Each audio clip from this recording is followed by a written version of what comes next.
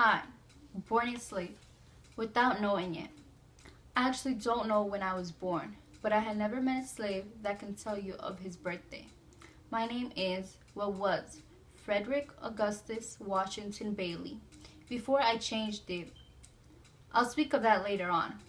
I was born in Talbot County, Maryland, where I lived with my grandmother. My mother, Harriet Bailey, was a field slave.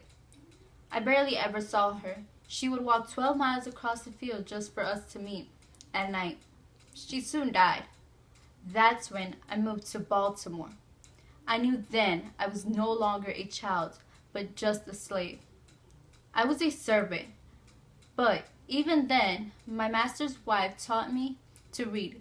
And yes, of course, when my master found out, he forbid that I kept learning. He moved me to another farm. My owner there beat me when he found out that I had been teaching myself, yet even other slaves. I stood up. I wasn't going to let that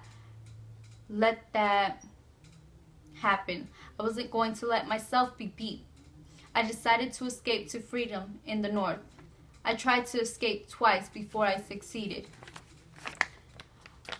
I arrived 24 hours before my escape to New York City. There, I married the woman I fell in love with, Anna McMurray. My wife was a free Baltimore woman. I then changed my name to Frederick Douglass, simple. My wife and I had 5 children: Rosette, Lewis Henry, Frederick Douglass Jr., Charles, and Annie. When I moved, I found people that were against slavery. They wanted to abolish slavery. I then began to speak about my experience as a slave as I went to the meeting. I was of course scared to be captured by my master, so I moved to Ireland and Britain, where I could gain my freedom, where I continued to speak to people about slavery. I had my own weekly newspaper, the North Star. I wanted slavery to end. I confirmed with President Abraham Lincoln on the treatment of black soldiers. I advised and pressured him to make slavery the single important issue of the Civil War. I also spoke to President Andrew Jackson on the subject of black suffrage.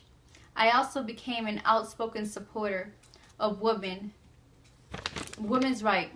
I wanted for both black men and black women to have the rights. They were both slaves. I was a great supporter. I didn't want them not to have the same rights. A black woman deserves the same rights as any other woman, and that's why I went to their groups, to their meetings.